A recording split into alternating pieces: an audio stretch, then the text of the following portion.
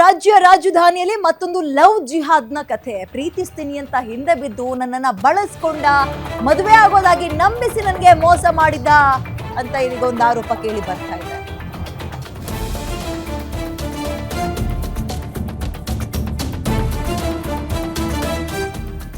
ಮದುವೆ ಆಗ್ತೀನಿ ಅಂತ ನಂಬಿಸಿ ಕೊನೆಗೆ ಕೈ ಕೊಟ್ಟ, ಲವ್ ಸೆಕ್ಸ್ ದೋಖಾ, ಆಮೇಲೆ ಮತಾಂತರಕ್ಕೆ ಪಟ್ಟು ಹೊಡೆದಿದ್ದಾನೆ. ಹೀಗಂತ ಬೆಂಗಳೂರಿನಲ್ಲಿ ತಡವಾಗಿ ಒಂದು ಲವ್ ಜಿಹಾದ್ ಪ್ರಕರಣ ಬೆಳಕಿಗೆ ಬರ್ತಾ ಇದೆ. ಮದುವೆ ಆಗೋದಾಗಿ ನಂಬಿಸಿ ಹಣವನ್ನೆಲ್ಲ ಲಪಟಾಯಿಸಿದ, ಮತಾಂತರ ಆಗೋಕೆ ಒಪ್ಪದಿದ್ದಕ್ಕೆ ಹುಡುಗಿಯ ಮೇಲೆ ದೌರ್ಜನ್ಯ ಎಸಗಿದಾನಂತೆ. ಮದುವೆ ಆಗುವಂತ ಹೇಳಿದ್ರೆ ನಿನ್ನನ್ನ ಪೀಸ್ ಮಾಡ್ತೀನಿ ಅಂತ ಹೆದರಿಸ್ತಾನಂತೆ. ನ್ಯಾಯಕ್ಕಾಗಿ ಪೊಲೀಸ್ ಠಾಣೆಯ ಮೆಟ್ಟಿಲೇರಿದ್ರು ಕೂಡ ನೋ ಯೂಸ್. ಪ್ರಕರಣ ದಾಖಲಾಗಿ 9 ತಿಂಗಳಾದ್ರೂ ಕೂಡ ಕ್ರಮವನ್ನ ತೆಗೆದುಕೊಂಡಿಲ್ಲ ಅಂತ ಸುದ್ಗುಂಟೆಪಾಳ್ಯ ಪೊಲೀಸರ ವಿರುದ್ಧ ಸಂತ್ರಸ್ತೆ ಬಹಳ ಗಂಭೀರ ಆರೋಪವನ್ನ ಮಾಡ್ತಾ ಇದ್ದಾಳೆ. ಇದು ಲವ್ ಸೆಕ್ಸ್ ದೋಖಾದ ಕತೆ. ಇದ್ಬದ್ದ ಹಣವನ್ನೆಲ್ಲ ಆಕೆ ಹತ್ರ ಬಳಸ್ಕೊಂಡು, ಆಕೆಯನ್ನು ಕೂಡ ಬಳಸ್ಕೊಂಡು, ಮದುವೆ ವಿಚಾರ ಅಂತ ಬಂದಾಗ ನೀನು ಕನ್ವರ್ಟ್ ಆಗ್ಬೇಕು ಅಂತ ಹೇಳಿದ್ನಂತೆ. ಆಗಲ್ಲ, ಹೀಗೆ ಈಕೆ ಇನ್ನೊಂದಷ್ಟು ಫೋರ್ಸ್ ಮಾಡಿದಾಗ ಪೀಸ್ ಮಾಡ್ತೀನಿ ಅಂತ ಹೆದರಿಸದ್ನಂತೆ. ಈ ಆರೋಪವನ್ನ ತಗೊಂಡು ಸ್ಟೇಷನ್ ಮೆಟ್ಟಿಲೇರಿದ್ರೆ ಪೊಲೀಸ್ನವರು ಕೂಡ ಇದ್ರ ಬಗ್ಗೆ ತಲೆ ಕೆಡಿಸ್ಕೊಂಡಿಲ್ಲ ಅಂತ ಪೊಲೀಸರ ವಿರುದ್ಧವೂ ಬಹಳ ಗಂಭೀರ ಆರೋಪವನ್ನ ಈ ಸಂತ್ರಸ್ತೆ ಮಾಡ್ತಾ ಇದ್ದಾಳೆ. ಮತಾಂತರ ಆಗಲು ನಿರಾಕರಿಸಿದ್ದಕ್ಕೆ ಯುವತಿಗೆ ಟಾರ್ಚರ್. ಸ್ನೇಹಿತರ ಮೂಲಕ ಪರಿಚಯ ಆಗಿದ್ದ ಉಮ್ಮಾನ್ ಅಂತ ಹುಡುಗನ ಹೆಸರು. ಉಮ್ಮಾನ್ ಪರಿಚಯ ಸ್ನೇಹಕ್ಕೆ ತಿರುಗಿದೆ. ಬಳಿಕ ಯುವಕನ ಆಟ ಶುರುವಾಗಿದೆ. ಸಂತ್ರಸ್ತಿಯ ಹಿಂದೆ ಬಿದ್ದು ಪ್ರೀತಿ ಮಾಡಬೇಕು ಅಂತ ಫೋರ್ಸ್ ಮಾಡಿದ್ದಾನೆ. ಯುವತಿ ಜೊತೆಗೆ ಬಲವಂತವಾಗಿ ಲೈಂಗಿಕ ಸಂಪರ್ಕ ಬೆಳೆಸಿದ್ದಾನೆ. ಪ್ರೀತಿಸುವ ನಾಟಕಾಡಿ ಲಕ್ಷ ಹಣವನ್ನ ಪೀಕಿದ್ದಾನೆ. ಈ ಹುಡುಗನ ಹೆಸರು ಉಮ್ಮಾನ್. ಯುವತಿಯಿಂದ 13 ಲಕ್ಷ ಹಣವನ್ನ ಮತ್ತು ಚಿನ್ನವನ್ನ ಕೂಡ ಪಡೆದುಕೊಂಡಿದ್ದಾನಂತೆ. ಯುವತಿ ಜೊತೆಗೆ ಬಲವಂತವಾಗಿ ಲೈಂಗಿಕ ಸಂಪರ್ಕ ಬೆಳೆಸಿದ್ದಾನೆ. ಈಗ ಮದುವೆ ಆಗು ಅಂದ್ರೆ ಖ್ಯಾತೆ ತೆಗಿತಾ ಇದ್ದಾರಂತೆ. ಇದರ ನಡುವೆ ಮತಾಂತರದ ವಿಚಾರ ಎಲ್ಲಿಂದ ಬಂತು? ಮದುವೆ ಆದ ನಂತರ ಆಕೆ ಕನ್ವರ್ಟ್ ಆಗಬೇಕಾಗಿತ್ತು, ಬಟ್ ಮುಂಚೆಯೇ ಆತ ಫೋರ್ಸ್ ಮಾಡ್ತಾ ಇದ್ನಂತೆ. ಈ ವಿಚಾರವನ್ನ ತಗೊಂಡು ಪೊಲೀಸ್ ಸ್ಟೇಷನ್ ಮೆಟ್ಟಿಲಿಗೆ ಹೋದ್ರೆ ಪೊಲೀಸರು ಕೂಡ ತಲೆ ಕೆಡಿಸ್ಕೊಳ್ತಾ ಇಲ್ಲ ಅನ್ನುವ ಗಂಭೀರ ಆರೋಪ ಪೊಲೀಸರ ಮೇಲೂ ಕೇಳಿ ಬರ್ತಾ ಇದೆ. ಮೊಹಮ್ಮದ್ ಉಮ್ಮಾನ್ ಅಂತ ಈತನ ಹೆಸರು. ಈತನ ಈ ಹಲ್ಕಟ್ ಗಿರಿ ವಿಚಾರ ಅವ್ರ ಮನೆಯವ್ರಿಗೆ ಗೊತ್ತಾಗಿದ್ಯಾ, ಹುಡುಗನ ಮನೆಯವ್ರಿಗೆ ಗೊತ್ತಾಗಿದ್ಯಾ ಅನ್ನೋದು ಮೊದಲನೇ ಪ್ರಶ್ನೆ. ಈ ಹೆಣ್ಮಗಳು ಈ ಕಡೆ ಮನೆಯವರಿಗೂ ಹೇಳ್ಕೊಳಕ್ ಆಗ್ತಾ ಇಲ್ಲ, ಸ್ನೇಹಿತರ ಹತ್ರನೂ ಹೇಳ್ಕೊಳಕ್ ಆಗ್ತಾ ಇಲ್ಲ, ನ್ಯಾಯ ತಗೊಳಕ್ಕಾಗದೆ ಉಸಿರುಗಟ್ಟಿದ ವಾತಾವರಣದಲ್ಲಿ ಬದುಕುವಂಗಾಗಿದೆ. 13 ಲಕ್ಷಕ್ಕೂ ಹೆಚ್ಚಿನ ಹಣವನ್ನ ಪೀಕಿದಾನೆ, ಒಡವೆಯನ್ನ ಕಿತ್ಕೊಂಡಿದ್ದಾನೆ. ಈತನೇ ಮುಂಚೆ ಹಿಂದೆ ಬಿದ್ದಿದಂತೆ ಪ್ರೀತಿ ಮಾಡೋಣ ಅಂತ ಬಲವಂತವಾಗಿ ದೈಹಿಕ ಸಂಪರ್ಕವನ್ನ ಕೂಡ ಬೆಳೆಸಿದಾನೆ. ಈಗ ಮದುವೆ ಆಗೋದಕ್ಕೆ ಕಿರಿಕಿರಿ ಮಾಡ್ತಾ ಇದ್ದಾನೆ. ಪೊಲೀಸರು ಏನ್ ಮಾಡ್ತಾ ಇದ್ದೀರಿ? ಇಂಥ ದೊಡ್ಡ ಗಂಭೀರ ಆರೋಪ ಬಂದ್ರು ಕೂಡ ನೀವು ಸೈಡಿಗಟ್ತೀರಾ ಅಂದ್ರ ಅದಕ್ಕಿಂತ ಒಂದು ದೊಡ್ಡ ಕೆಲಸ ಇನ್ನೇನ್, ಘನಂದಾರಿ ಕೆಲಸ ಇನ್ನೇನಿದೆ ನಿಮ್ಗಳಿಗೆ? ಕೇಸ್ ತಗೊಳಕ್ ಆಗ್ದಲ್ಲೇ ಇರುವ ಘನಂದಾರಿ ಕೆಲಸ ನೀವುಗಳು ಏನ್ ಮಾಡ್ತಾ ಇದ್ರಿ? ಸುದ್ಗುಂಟೆ ಪಾಳ್ಯದ ಪೊಲೀಸರು ಮೊದಲು ಹಿಂದೆ ಬಿದ್ದ, ನಂತರ ಸ್ನೇಹ ಪ್ರೀತಿಗೆ ಟರ್ನ್ ಆಗುತ್ತೆ. ಮದುವೆ ಆಗ್ತೀನಿ ಅಂತ ಕೂಡ ಹೇಳಿದ್ನಂತೆ. ಬಲವಂತವಾಗಿ ದೈಹಿಕ ಸಂಪರ್ಕವನ್ನ ಬೆಳೆಸಿದಾನೆ. ಇಷ್ಟೆಲ್ಲ ಆಗಿದೆ, ಮದುವೆ ಆಗು ಅಂತ ಕೇಳಿದ್ರೆ ಮತಾಂತರ ಆಗುವಂತಾರಂತೆ. ಇಸ್ಲಾಂ ಧರ್ಮಕ್ಕೆ ಮತಾಂತರ ಆಗಬೇಕು ಅಂತ ಸಂತ್ರಸ್ತೆಗೆ ಟಾರ್ಚರ್ ಕೊಡ್ತಾ ಇದ್ದಾರೆ. ಮದುವೆ ಆದ್ಮೇಲೆ ಡೆಲ್ಲಿಯಲ್ಲಿ ಪೀಸ್ ಮಾಡ್ತೀನಿ ಅಂತ ವಾರ್ನಿಂಗ್ ಮಾಡ್ತಾರೆ. ನಿನ್ನ ದೇಹ ಯಾರಿಗೂ ಗುರುತೇ ಸಿಗಬಾರ್ದು, ಹಂಗ ಮಾಡ್ತೀನಿ ಅಂತ ಹೆದರಿಸ್ತಾನಂತೆ. ನೀಚ, ಕಾಮುಕ. ಯುವಕನಿಂದ ನೊಂದು SG ಪಾಳ್ಯ ಅಂದ್ರೆ ಸುದ್ಗುಂಟೆಪಾಳ್ಯ ಪೊಲೀಸ್ ಠಾಣೆಗೆ ಯುವತಿ ದೂರು ಕೊಟ್ಟಿದ್ದಾಳೆ. ಆದರೆ ಯುವಕನ ವಿರುದ್ಧ ಪೊಲೀಸರು ಯಾವುದೇ ರೀತಿಯ ಕ್ರಮ ಜರುಗಿಸಿಲ್ಲ. ಇಲ್ಲಿ ಆ ಹುಡುಗನ ಬಗ್ಗೆ ನಾವು ಪ್ರಶ್ನೆ ಎತ್ತೋದು ಅಥವಾ ಪೊಲೀಸರ ನಡೆ ಬಗ್ಗೆ ಕ್ಯಾಕಿರ್ಚಿ ಅಂತ ಅನ್ನೋದು.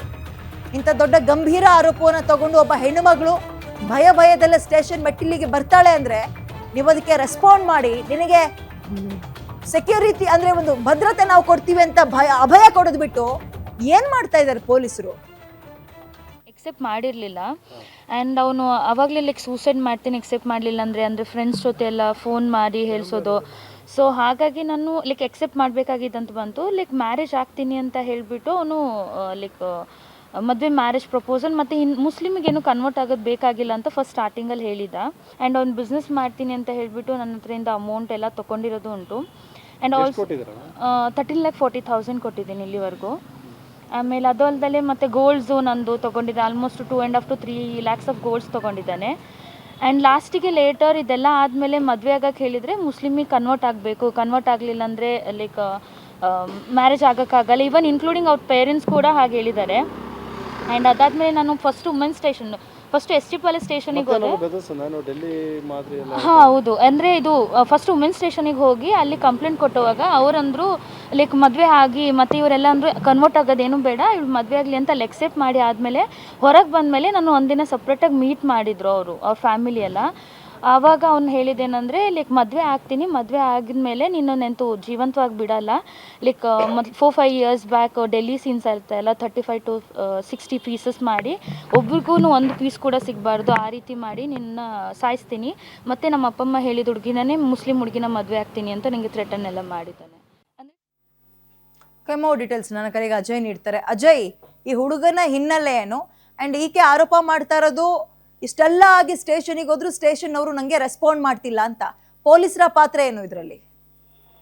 ಖಂಡಿತವಾಗ್ಲೂ ವಿಜಯ್, ಏನಂದ್ರೆ ಈ ಒಂದು ಪ್ರಕರಣದಲ್ಲಿ ಇವರಿಬ್ರು ಪರಿಚಯ ಆಗಿರುವಂತದ್ದು ಈಕೆಯ ಸ್ನೇಹಿತೆ ಕಡೆಯಿಂದ ಏನು ಆತ ಪರಿಚಯ ಆಗಿರ್ತಾನೆ. ನಂತರ ಪರಿಚಯ ಆದ ನಂತರದಲ್ಲಿ ಇಬ್ರು ಕೂಡ ಇನ್ನು ನಂಬರ್ ಎಕ್ಸ್ಚೇಂಜ್ ಮಾಡ್ಕೊಂಡಿರ್ತಾರೆ. ಆನಂತರ ಸಾಮಾನ್ಯವಾಗಿ ಫ್ರೆಂಡ್ಸ್ ಆಗಿರ್ತಾರೆ. ಆನಂತರ ಇಲ್ಲ ನಾವು ಮದ್ವೆ ಆಗೋಣ ಅನ್ನೋ ಮಾತುಕತೆಯನ್ನು ಕೂಡ ಇಬ್ರು ಮಾಡ್ಕೊಂತಾರೆ. ಅಂದ್ರೆ ಇಲ್ಲಿ ಉನ್ಮಾನ್ ಏನಿರ್ತಾನೆ ಈತನು ಕೂಡ ಆಕೆಗೆ ಸಾಕಷ್ಟು ಬಾರಿ ಅಂದ್ರೆ ಆ ಲೈಂಗಿಕ ಸಂಪರ್ಕ ಕೂಡ ಬಳಸಿದಾನೆ ಅನ್ನೊಂದು ಆರೋಪ ಕೂಡ ಈಗ ಆಕೆ ಮಾಡ್ತಾ ಇರುವಂತದ್ದು. ಮೊದ್ಲಿಗೆಲ್ಲ ಸರಿ ಇತ್ತು, ಆನಂತರ ಮದ್ವೆ ಕೂಡ ಆಗೋಣ ಅಂತಾನು ಕೂಡ ಹೇಳಿದೆ. ಇನ್ನು ಧರ್ಮದ ವಿಚಾರ ಬಂದಿದ್ದ ಸಂದರ್ಭದಲ್ಲಿ ಇಲ್ಲ ನೀನ್ ಯಾವ್ದೇ ರೀತಿಯಾಗಿ ಚೇಂಜ್ ಆಗೋದು ಬೇಡ, ನೀನ್ ಯಾವ ರೀತಿ ಇದೆಯಾ ಅದೇ ರೀತಿಯಾಗಿ ನೀನ್ ಲೈಫ್ ಅನ್ನ ಲೀಡ್ ಮಾಡುವಂತಾನು ಕೂಡ ಅಂತ ಹೇಳಿರ್ತಾನೆ. ಆದ್ರೆ ದಿನ ಕಳೆದಂತೆ ಯಾವಾಗ ಈಕೆ ಹಣವನ್ನು ವಾಪಸ್ ಕೊಡು ಅಂತ ಕೇಳ್ತಾಳೆ, ಆನಂತರ ಮದುವೆ ವಿಚಾರ ಬರುತ್ತೋ ಆಗ ಈತ ಇಲ್ಲ ನೀನು ಏನು ನಮ್ಮ ಧರ್ಮಕ್ಕೆ ಏನೋ ಮತಾಂತರ ಆಗ್ಬೇಕು ಅನ್ನೋ ಮಾತನ್ನು ಕೂಡ ಆಕೆ ಹೇಳಿರುವಂತದ್ದು. ಸೊ ಹೀಗಾಗಿ ಆ ಸಂದರ್ಭದಲ್ಲಿ ಅವರ ಮನೆಯವರು ಕೂಡ ಸಾಕಷ್ಟು ವಿರೋಧವನ್ನು ಕೂಡ ವ್ಯಕ್ತಪಡಿಸಿ ಅವರು ಕೂಡ ನೀನು ಮತಾಂತರ ಆದ್ರೆ ಮಾತ್ರ ನಾವು ಇಲ್ಲಿ ನಿನಗೆ ಮದುವೆ ಮಾಡ್ಕೊಳ್ತೀವಿ, ಇಲ್ಲಾಂದ್ರೆ ಮದುವೆ ಮಾಡ್ಕೊಳ್ಳೋದಕ್ಕೆ ಆಗೋದಿಲ್ಲ ಅನ್ನೋ ಮಾತನ್ನು ಕೂಡ ಅವರು ಕೂಡ ಹೇಳಿರ್ತಾರೆ.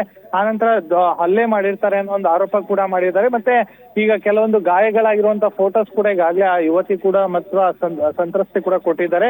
ಇದು ಈ ಒಂದು ವಿಚಾರಕ್ಕೆ ಪೊಲೀಸ್ ಸ್ಟೇಷನ್ಗೆ ಹೋಗ್ತಾರೆ. ಪೊಲೀಸ್ ಸ್ಟೇಷನ್ ಅಲ್ಲೂ ಕೂಡ ಈಗಾಗಲೇ ನ್ಯಾಯ ಸಿಕ್ಕಿಲ್ಲ. ಯಾಕಂದ್ರೆ ಆ ಕಂಪ್ಲೇಂಟ್ ಆದ ನಂತರವೂ ಕೂಡ ಅರೆಸ್ಟ್ ಮಾಡ್ಬೇಕಾಗತ್ತೆ, ಅವರ ಸ್ಟೇಟ್ಮೆಂಟ್ ತಗೊಳ್ಬೇಕಾಗತ್ತೆ, ಮತ್ತೆ ಅವರು ಏನು ಕಳ್ಕೊಂಡಿರ್ತಾರೆ ಅನ್ನೋದನ್ನ ರಿಕವರಿ ಮಾಡ್ಕೊಡ್ಬೇಕಾಗತ್ತೆ. ಆದ್ರೆ ಪೊಲೀಸರು ಕೂಡ ಇದೆ ಅಲ್ಲ ಎಲ್ಲದೂ ಕೂಡ ಎಡವಿದ್ದಾರೆ ಅನ್ನೋ ಮಾತನ್ನು ಕೂಡ ಅವರು ಆರೋಪವನ್ನು ಕೂಡ ಮಾಡ್ತಿದ್ದಾರೆ. ಯಾಕಂತಂದ್ರೆ ಕಳೆದ 6-7 ತಿಂಗಳ ಆದ್ರೂ ಕೂಡ ಇನ್ನೂ ಚಾರ್ಜ್ ಶೀಟ್ ಸಲ್ಲಿಕೆ ಮಾಡಿಲ್ಲ. ಚಾರ್ಜ್ ಶೀಟ್ ಸಲ್ಲಿಕೆ ಮಾಡಿದ್ರು ಕೂಡ ಅದ್ರಲ್ಲಿ ಯಾವುದೇ ರೀತಿಯಂತ ಆರೋಪಗಳನ್ನು ಕೂಡ ಇವ್ರು ಸೇರಿಸಿಲ್ಲ. ಮತ್ತೆ ಕಂಪ್ಲೇಂಟ್ ನಾನು ಕೊಟ್ಟಿದ್ದೆ ಒಂದು, ಇವರು ಬರ್ಕೊಂಡಿರುವಂತ ಕಂಪ್ಲೇಂಟೇ ಒಂದು ಅಂತಾನು ಕೂಡ ಈಗಾಗಲೇ ಯುವತಿ ಆರೋಪವನ್ನು ಕೂಡ ಮಾಡಿರುವಂತದ್ದು. ಸೊ ಹೀಗಾಗಿ ಪೊಲೀಸರು ಕೂಡ ಎಲ್ಲ ಒಂದ್ ಕಡೆ ಈ ಒಂದು ಕೇಸಲ್ಲಿ ಕೂಡ ಎಡವಿದ್ದಾರೆ ಅಂತಾನೆ ಹೇಳ್ಬೋದು.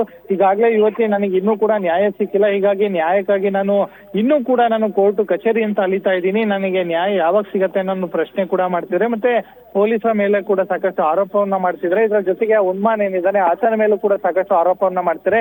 ಮತ್ತೆ ಈಗಲೂ ಕೂಡ ಕೆಲವೊಂದು ಕಾಲ್ಸ್ ಮಾಡುವಂತದ್ದು, ಮೆಸೇಜ್ ಮಾಡುವಂತದ್ದು, ಜೊತೆಗೆ ಥ್ರೆಟ್ ಮಾಡುವಂತದ್ದೆಲ್ಲ ಮಾಡ್ತಿದ್ದಾರೆ.